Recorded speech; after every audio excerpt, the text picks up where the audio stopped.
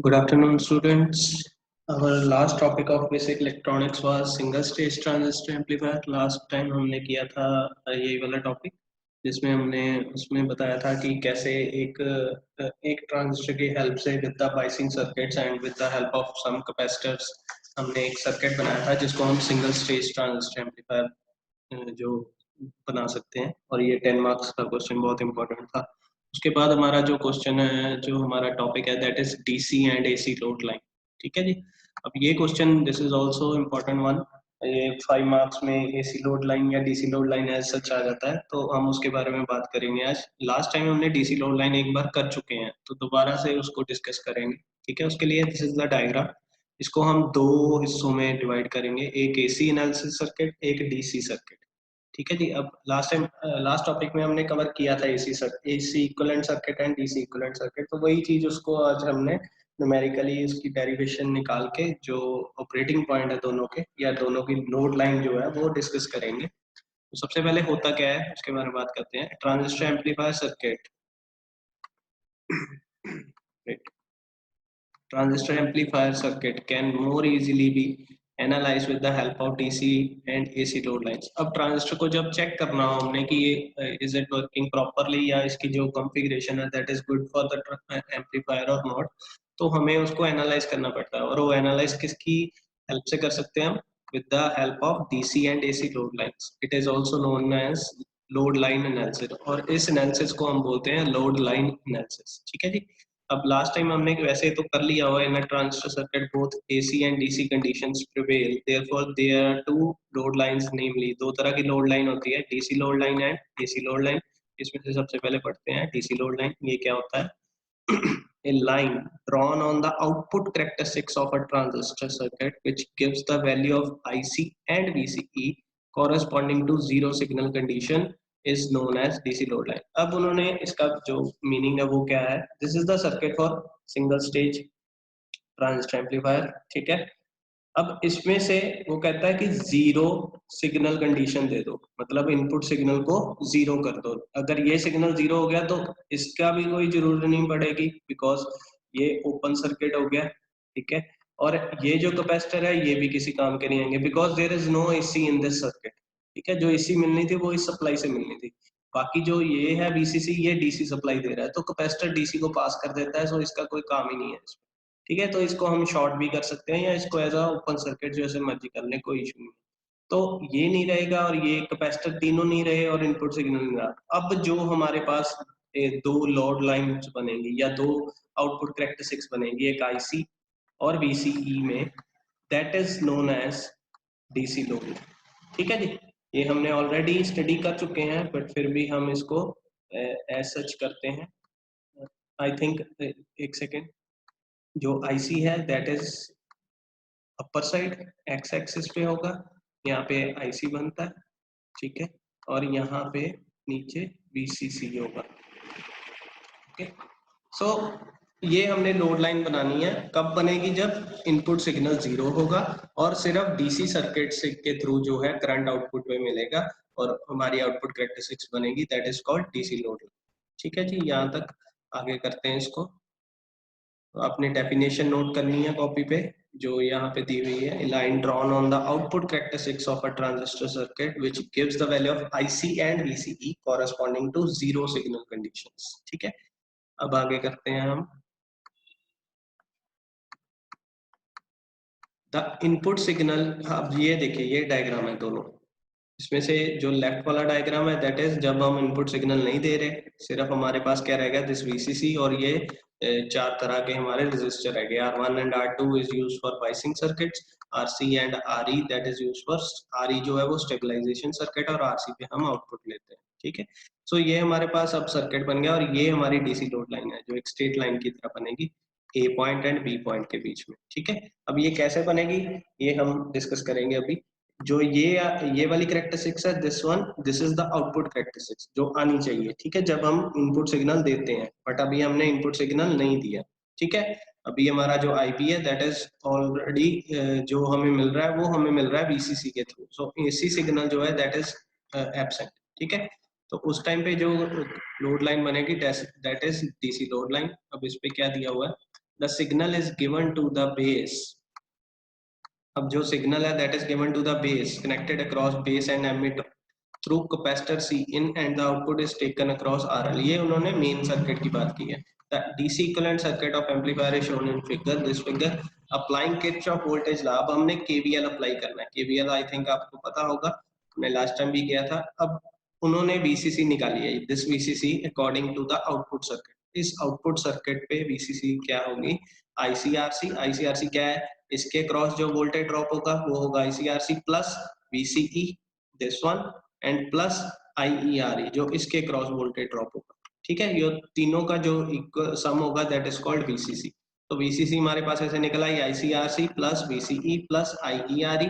अब इसमें से हमने क्या निकालना है? VCE निकालना है. ठीक है ना, 2 पॉइंट पे निकलता है VCE और IC पे जो लोड लाइन है. सो हमने VCE निकाली, वो क्या करेंगे? ICRC को दूसरी तरफ ले गए, IERE को भी दूसरी तरफ ले गए, तो ये बन गया माइनस. ठीक है, इसमें से IC जो है वो हमने क्या किया? कॉमन कर दिया. अब उन्होंने IC कैसे कॉमन कर दिया? ये तो IE था, बिकॉज जो IC होता है that is approximately same with the IE. तो उन्होंने जो IERE है इसको भी ICRE मान लिया. ठीक है, तो यहाँ से IC जो है वो कॉमन निकाल लिया, यहाँ पे IC multiply by RC plus RE. ठीक है, अब आगे पढ़ते हैं इसके बारे में.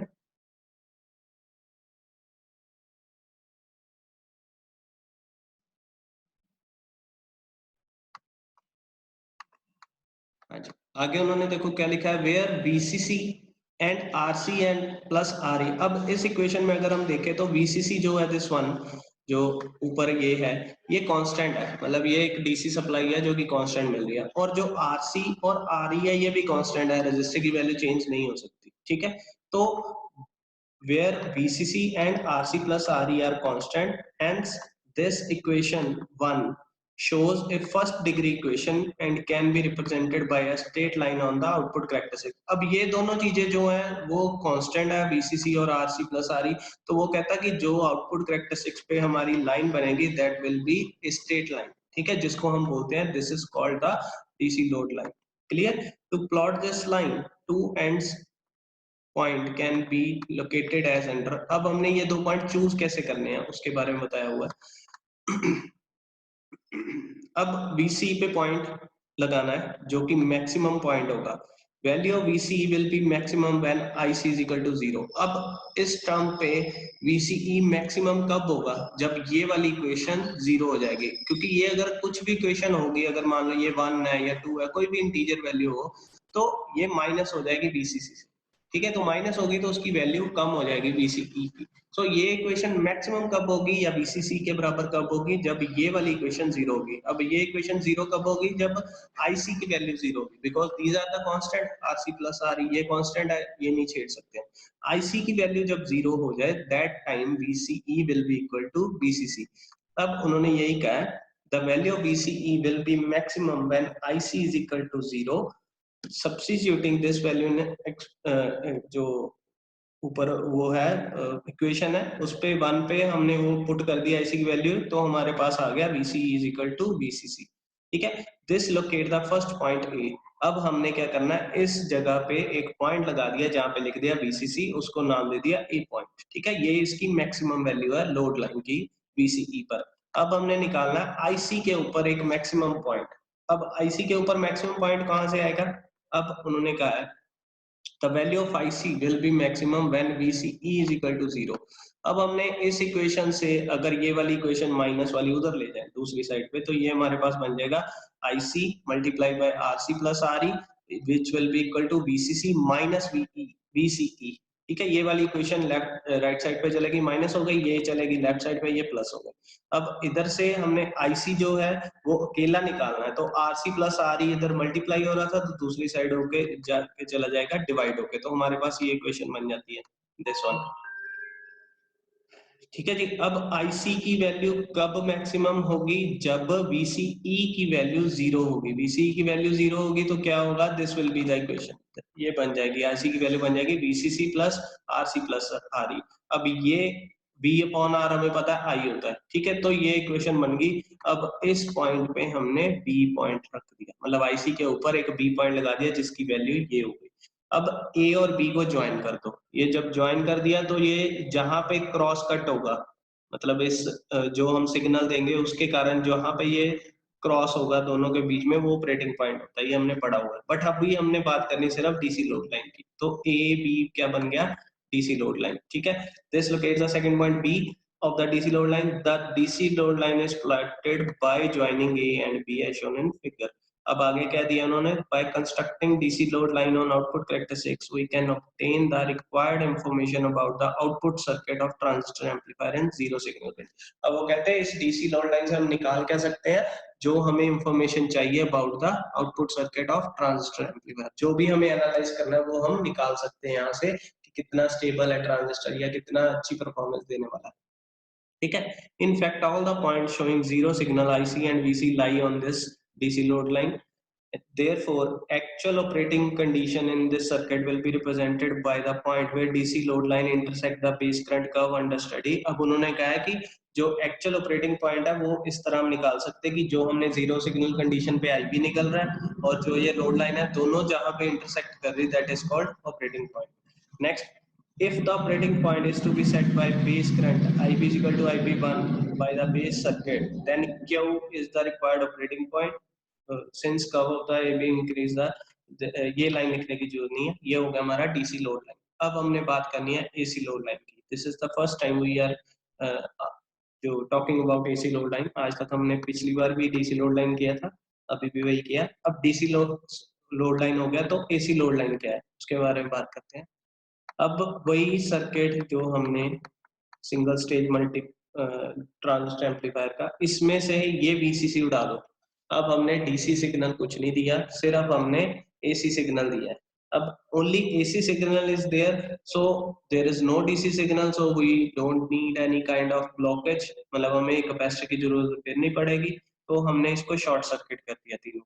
अब हमारे पास क्या बचा, यहाँ से सिग्नल आया, यहाँ से ये दो जो रेजिस्टेंस है R1 and R2, these both are in the parallel, ठीक है, तो इसको पैरेलल में अटैच कर लेना है, और RC एंड RE ये भी पैरेलल में अटैच हो, ठीक है। तो हमारे पास because this circuit will be obsolete, ये सर्किट ऑब्सोलीट हो जाएगा, और ये दोनों जो है ये इसके पैरेलल में आ जाएंगे, जो R1 है वो R2 के पैरेलल में इनपुट सर्किट में, जो RC है वो RE के पैरेलल में आउटपुट सर्किट में। तो हमारे पास ये बन के आ जाएगा। AC इक्विवेलेंट सर्किट हमने पढ़ा था, तो सेम वही चीज आ जाएगी हमारे पास। इसमें सिर्फ AC सिग्नल दिया है, जो R1 R2 है वो पैरेलल में है, ऐसे ही RC एंड RL जो है वो पैरेलल में लगे, ठीक है। और RE की जरूरत नहीं पड़ेगी, बिकॉज कोई बाईपास सर्किट हमें नहीं चाहिए इसमें। अब a line drawn on the output characteristics of transistor circuit which gives the value of AC and VC when signal is applied. अब लाइन क्या चेंज हो गई, सिर्फ पहले था नो सिग्नल इज अप्लाइड, वो क्या बनता था DC लोड लाइन, ठीक है। अब हमने सिग्नल अप्लाई कर दिया इसी कंडीशन में, that is called AC load line. पर है क्या, line drawn on the output characteristics of transistor circuit, वो सेम है, ठीक है। ये भी एक लाइन बनेगी, वो भी लाइन बनी थी, DC लोड लाइन भी एक लाइन बनी थी सिंपल, पर वो कब बनी थी, जब हमने इनपुट सिग्नल 0 दिया था, ये एक लाइन बनी थी। ऐसे ही अब फिर दोबारा एक और लाइन बनेगी, एक line drawn on the output characteristics of transistor circuit which gives the value of IC and VC when signal is applied, ठीक है। अब ये कैसे बनेगी वो नीचे बताते हैं। सबसे पहले इसके डेरिवेशन करते हैं। The figure 10 shows the AC equivalent circuit, ये आपने बना देना अगर क्वेश्चन आ जाए AC लोड लाइन का। To plot AC load line on the output characteristics, again 2 points are required to be located. वो कहते हैं AC load line को locate करने के लिए भी 2 points चाहिए हमें। One of them is VCE collector emitter voltage, other is maximum collector current point. IC और VCE के बीच में 2 points बनेंगे, जिसको जोड़ेंगे तो AC load line बन जाएगी। अब हमने सबसे पहले निकालना है VCE, maximum VCE, वो कैसे निकलेगी, this is the equation। VCE यहाँ से, ये देखो ये VCE है, मतलब जो हमें आउटपुट मिलेगी दिस पॉइंट पे मिलेगी। अब वो कहता है जो हमारी मैक्सिमम VC होगी वो VCE प्लस ICRAC होगी। ICRAC क्या है ये आपको मैं नीचे बताता हूँ। अब ये हमारी, मैं आपको बता ही देता हूँ इसके बारे में। ICRAC क्या है, this is the ICRAC value. अब इसमें RAC क्या है कि जो रेजिस्टेंस, ये देखो ICRAC represents the maximum positive swing of an VCE, hence IC is the maximum value of collector current due to signal rolling। Basically ये एक वोल्टेज ड्रॉप है जो कि आउटपुट रेजिस्टेंस के ऊपर मिल रहा है हमें। आरएसी क्या है, ये रहा, मतलब आरसी और आरएल ये दोनों इस सर्किट से देखो तो पैरेलल है, ठीक है। तो यहाँ पे जो आईसी मिलेगा हमें, मतलब जो यहाँ पे वोल्टेज ड्रॉप मिलेगा, इन दोनों का parallel combination multiply by IC, ये दोनों का जो आई आर का जो आई आर होता है हमारा वोल्टेज होता है, तो हमारे पास ये वोल्टेज बढ़ के आएगी, बिकॉज एसी सिग्नल क्या होता है, वो हमें ऐसे स्विंग होके मिल रही है, ठीक है, नीचे से ऊपर तक। अब ये चेंज हो रही है, मतलब बीसीई हमें एक तो मिलेगी नहीं, एक तो बीसीई मिलेगी जो मैक्सिमम होगी, इसके अलावा भी हमें उस पे कुछ चेंजेस मिलेंगे जो इसके क्रॉस वोल्टेज ड्रॉप आएगा, ठीक है। और वो वोल्टेज ड्रॉप क्या है, IC multiply by R A C, और आर ए सी क्या है, this is the parallel combination of R C and R L, ठीक है। तो हमारे पास यहाँ पे अगर हम दोबारा उस वैल्यू को देखें, ऊपर चलते हैं, तो दोबारा अगर देखेंगे this locates the first point C, अब हमारा ये पॉइंट बन गया सी, ये क्या बना, VCE plus IC R A C, VCE के ऊपर मैक्सिमम पॉइंट, ठीक है। ऐसे ही सेम हमने अब आईसी निकालना, आईसी के ऊपर मैक्सिमम पॉइंट निकालना, तो वो क्या बनेगा, maximum collector current will B IC plus VCE over RAC. अब आईसी जो है वो करंट है, करंट की वैल्यू जो होती है that is V upon R, तो V क्या है आउटपुट पे, VCE, और R क्या है आउटपुट पे, जो इसका parallel combination that is RAC। So IC plus जो यहाँ से हमें जो IC मिल रहा है बढ़ के, वो हमारा मैक्सिमम कलेक्टर करंट होगा, ठीक है, ये वाली लाइन है, VC represent the maximum positive swing of an AC collector current, ठीक है। तो ये हमें आईसी भी मिल गया, इसके ऊपर ये वैल्यू मिल गई, इसको हमने डी पॉइंट दे दिया, वीसी के ऊपर जो वैल्यू मिली दैट इज सी। अब इस पे इसको हमने जोड़ दिया तो वो बन गई एसी लोड लाइन। आपने सिर्फ ये 2 पॉइंट याद रखने, एक मैक्सिमम आईसी, ये 2 लाइंस याद रखनी, maximum IC as it is लिख देना आपने,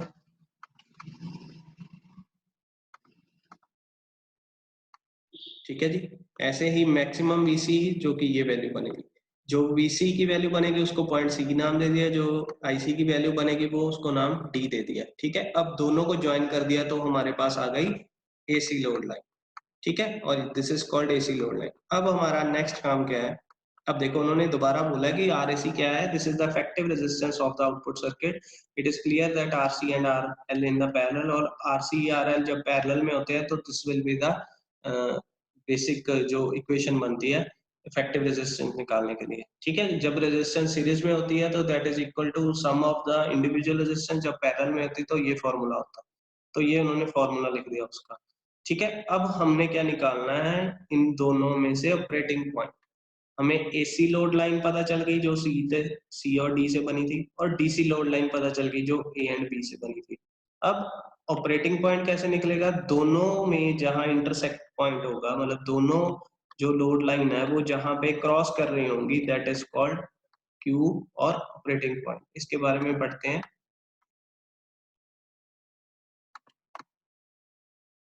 It may be noted that when AC signal is applied, the value of VCE, that is C point, is less than the value of VCE when no signal is applied। अब वो कहता है कि AC load line में जो C point है VCE के ऊपर, वो उसकी जो वैल्यू होगी वो कम होगी with respect to DC load line point, ठीक है। जो A पॉइंट होगा वो ज्यादा वैल्यू का है और C पॉइंट कम वैल्यू का। ऐसे ही अगर मैं IC के ऊपर देखूं तो AC लोड लाइन का जो D पॉइंट है that is more than the DC load line का बी पॉइंट, ठीक है। उन्होंने ऐसे ही ऐसा चेक एनालिसिस लिखे हुए हैं, ये लाइंस हमने एज इट इज लिख देनी है। उसके बाद by joining A and B DC load line is constructed, while joining C and D AC load line is obtained.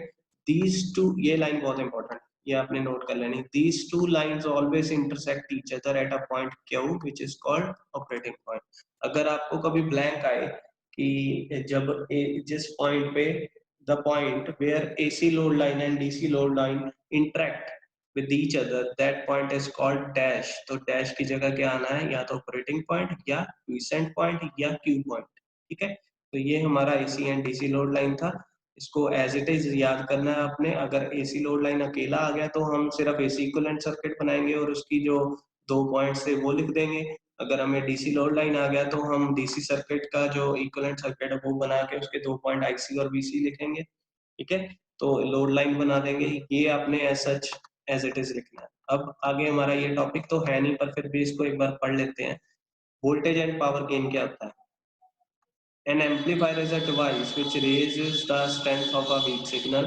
The strength of a signal may be represented by its current, voltage और power. अब वो कहता है amplifier जो होता है वो किसी भी वीक सिग्नल की स्ट्रेंथ को बढ़ाता है। अब स्ट्रेंथ में कुछ भी हो सकता है, करंट भी हो सकता है, वोल्टेज भी हो सकता है, पावर भी हो सकता है, ठीक है। तो तीनों का अलग से गेन होता है। गेन का मतलब होता है आउटपुट ओवर इनपुट, कि इनपुट हमारी अगर मान लो 10% थी तो आउटपुट हमारी 100% होगी। दोनों का जब हम रेशियो निकालेंगे दैट इज कॉल्ड गेन, ठीक है। ऐसे ही तीन तरह का गेन होगा हमारा, because there are three signals which can be strengthen: current gain, voltage gain, power gain.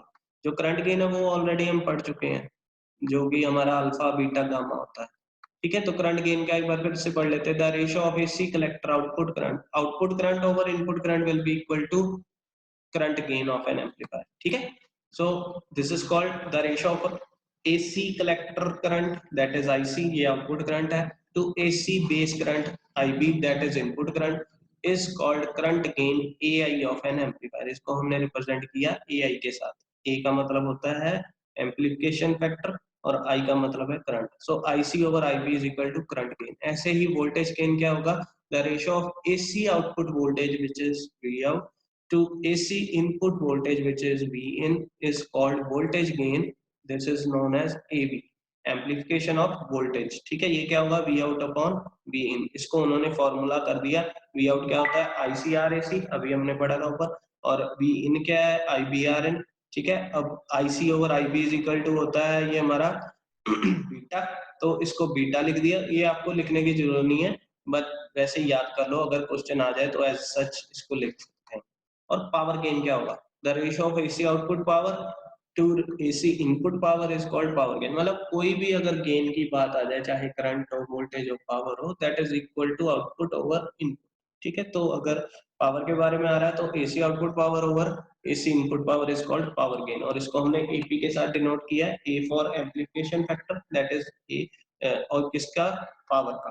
तो that is P out over P in. जो पावर होती है that is equal to V upon, sorry, V I होता है, दोनों का multiply, ठीक है। तो उसके अकॉर्डिंगली वी हमने अभी पढ़ा था ICRAC होता है, और आई हमारा होता है IC। सो IC इंटू IC, ये बन गया IC स्क्वायर RAC, ठीक है। ऐसे ही इनपुट जो पावर है दैट इज VI होता है, V इज IBRN, I हमारा IB था तो IB स्क्वायर हो गया, ठीक है। तो ये बन गया beta square multiply by RAC over R। ये फॉर्मूला एज सच याद कर लेना, ठीक है। तो कोई भी अगर क्वेश्चन आ जाए इन तीनों में से, पावर गेन, वोल्टेज गेन या करंट गेन ऑफ ट्रांजिस्टर, तो आप एज सच इसको इस लाइन में लिखाओगे तो आपको नंबर मिल सकता है, ठीक है। With this the chapter is over, ठीक है। इसके जो ब्लैंक्स है वो मैं आपको क्वेश्चन बैंक में डाल दूंगा। इसके बाद हमारा जो काम है दैट इज मैं आपको क्वेश्चन बैंक रेडी करके दूंगा अभी एक आधे दिन में, ठीक है। और जो हमारा सिर्फ लास्ट चैप्टर रह गया दैट इज एफईटी मॉसफेट वाला, वो भी मैं आपको इसके साथ ही एक वीडियो बना के नेक्स्ट टॉपिक जो है वो डिस्कस कर लेंगे, ठीक है। टिल देन आप इसको समझ लो। अगर कोई क्वेरी हो इसके बारे में तो आप पूछ सकते हैं मुझसे। Thank you.